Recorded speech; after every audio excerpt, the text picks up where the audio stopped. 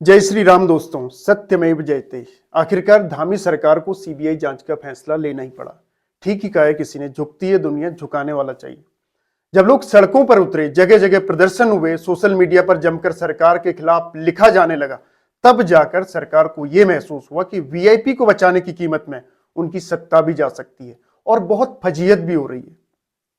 क्योंकि एक दो दिन पहले हुई प्रेस कॉन्फ्रेंस में साहब पत्रकारों के पूरे सवाल भी नहीं ले पा रहे थे और सीबीआई इंक्वायरी पर मौन थे। फिर अचानक सद्बुद्धि आ ही गई। दरअसल जनता अगर अपनी ताकत को समझ ले तो सत्ता की निरंकुशता को भी रोका जा सकता है, लेकिन अगर हम अन्याय पर भी मौन रहे तो इससे दुष्टों और अपराधियों का मनोबल ही बढ़ता है। आपने ऐसा कई बार देखा भी है। उत्तराखंड में सत्ता के मजे लेकर कभी कोई प्रणव चैंपियन जैसा नेता बोलता है कि उत्तराखंड मेरे गुप्तांग पर है।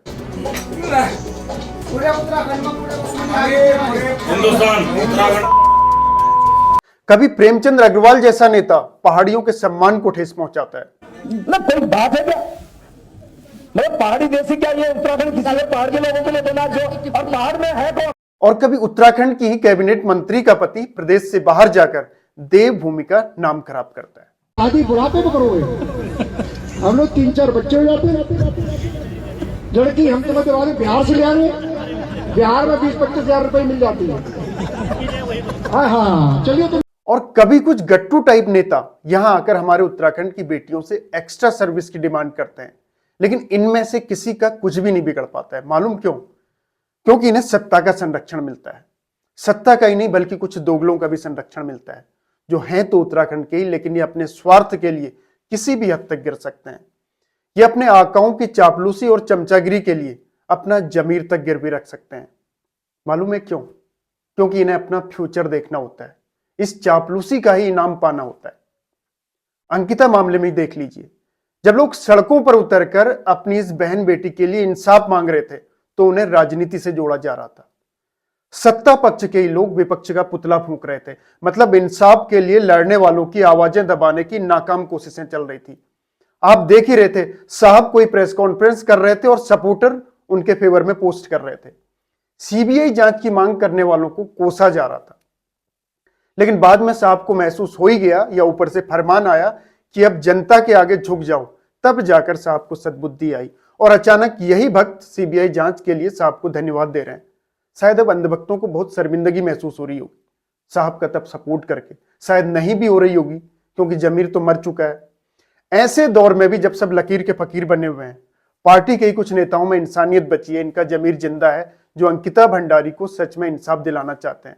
और सीबीआई जांच को लेकर पार्टी की परवाह ना करते हुए इन्होंने जनता की मांग का भी समर्थन किया था। बीजेपी के नेताओं का नाम सामने है, उसे कैसे कि कोई भी हो इस तरह का काम करने की, इस तरह के गलत काम करने की किसी को भी छूट नहीं होनी चाहिए। कोई भी हो, मेरा बच्चा हो, मेरा भाई हो, सीबीआई जांच होनी चाहिए।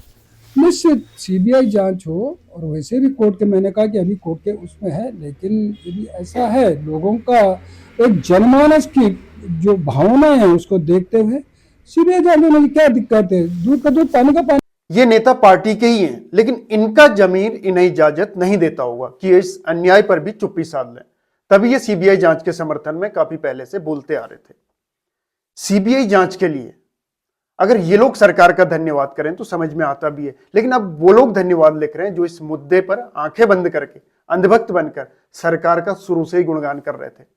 भाई, अगर तुम अपनी पार्टी के सच्चे सिपाही हो और अगर तुम्हें लगता है कि तुम्हारी पार्टी अपनी मेन आइडियोलॉजी से भटक रही है, तो तुम्हारा फर्ज बनता है कि उन्हें एहसास दिलाया जाए कि हम इस रास्ते के लोग नहीं हैं, हम लोग भटक रहे हैं और गलत डायरेक्शन में जा रहे हैं।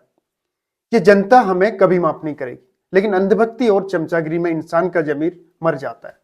इसमें कोई शक नहीं है कि कुछ राजनीतिक दल ऐसे संवेदनशील मामलों की आड़ में अपनी सियासी संभावनाओं की तलाश कर रहे हैं, लेकिन निष्पक्ष सीबीआई जांच के बजाय अब तक सरकार भी तो अपना पल्ला ही झाड़ रही थी।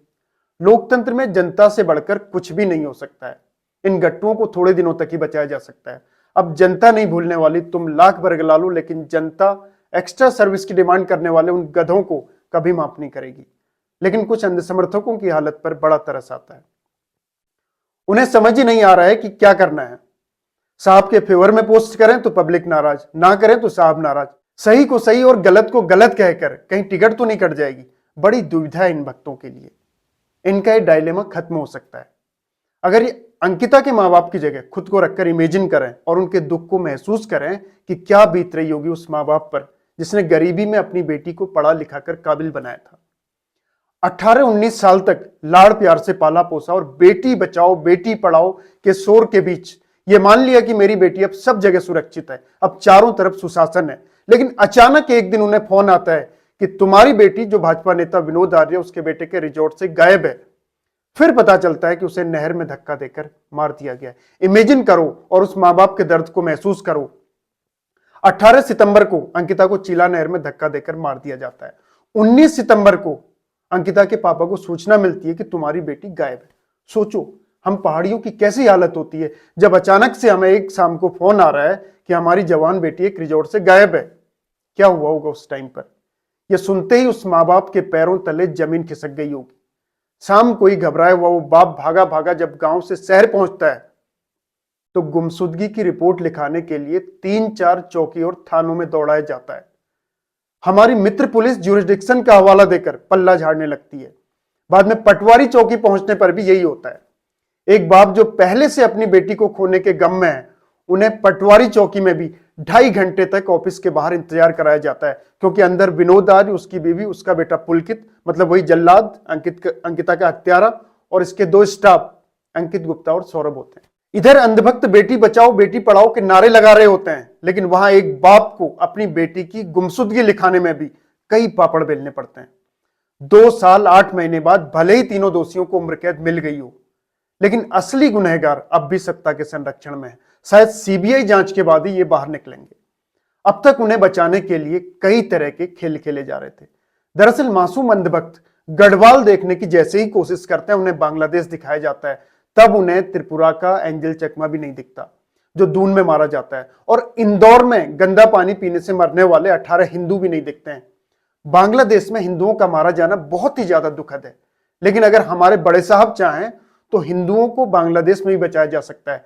सुनिए जरा इन्हीं की पार्टी के सुब्रमण्यम स्वामी को। बांग्लादेश में हमारे हिंदू कितने पिटे, इसको तो सेना भेजना चाहिए था और सेना के लिए तो हमारी अग्रीमेंट है शेख मुजीबुर रहमान के साथ कि यदि किसी हिंदुओं के साथ कुछ गलत होता है इंडिया की आर्मी हमें पूछे बिना अंदर आ सकता है। बट नहीं कुछ भी नहीं। लेकिन साहब अगर बांग्लादेश पर एक्शन ले लेंगे तो भक्तों को भटकाने के लिए इन्हें बरगलाने के लिए मुद्दा कहां से मिलेगा? फिर इन्हें इंदौर भी दिखने लगेगा, एंजल चकमा की मौत भी दिख जाएगी, पहाड़ों में गुलदार के हमलों से होने वाले हमारे पहाड़ियों की मौतें भी दिखने लगेंगी जो सबसे बड़ा चिंता का विषय है इस समय। आपको असदुद्दीन ओवैसी का भाई अकबरुद्दीन ओवैसी याद है या भूल गए? भूल गए तो मैं याद दिला देता हूं। ये है अकबरुद्दीन ओवैसी। अरे हिंदुस्तान हम 25 कौड़ है ना, तुम 100 कौड़ है ना, ठीक है तुम तो हमारे से इतने ज्यादा है। 15 मिनट के लिए पुलिस को हटा लो, बता देंगे किसमें हिम्मत है, कौन ताकत है। आज महाराष्ट्र में जो महानगर पालिका के इलेक्शन हो रहे हैं उसमें बीजेपी और ओवैसी की पार्टी एआईएमआईएम के बीच अलायंस हो रहा है अकोला डिस्ट्रिक्ट में। अब यहां पर विचारधारा गई तेल लेने। अच्छा, हमारे प्रदेश वाले साहब ने ऑपरेशन कालनेमी चलाया, बहुत अच्छा किया, लेकिन असली फर्जी बाबाओं को तो छोड़ ही दिया जो सत्ता के सहारे धर्म के नाम पर हमारे भगवा वस्त्रों का अपमान कर रहे हैं। हमारे पहाड़ की बेटी अंकिता को इंसाफ दिलाने के बजाय इन्हें सत्ता की ढाल बनने में ही धर्म नजर आता है, चाहे वो सत्ता अधर्म के रास्ते पर ही क्यों न जा रही हो। अंकिता को इंसाफ दिलाने के बजाय फर्जी बाबाओं को ढाल बनाने से कुछ नहीं होने वाला। नई और स्क्रिप्टेड ऑडियो बनाकर सच को दबाने की खूब कोशिश की गई लेकिन नहीं दबा सके। अब सरकार को इस मामले में अंकिता के माँ बाप की डिमांड के हिसाब से काम करना चाहिए। वो क्लियर कर चुके हैं कि सुप्रीम कोर्ट जज की निगरानी में सीबीआई जांच कराई जाए और अंकिता हत्याकांड में जो भी या जितने भी वीआईपी हैं उन्हें जरूर पकड़ा जाए। अब देखना बाकी है कि क्या वास्तव में हमारी बहन अंकिता भंडारी को न्याय मिल पाएगा या नहीं। सीबीआई जांच सुप्रीम कोर्ट के जज की निगरानी में होती है या केवल औपचारिकता।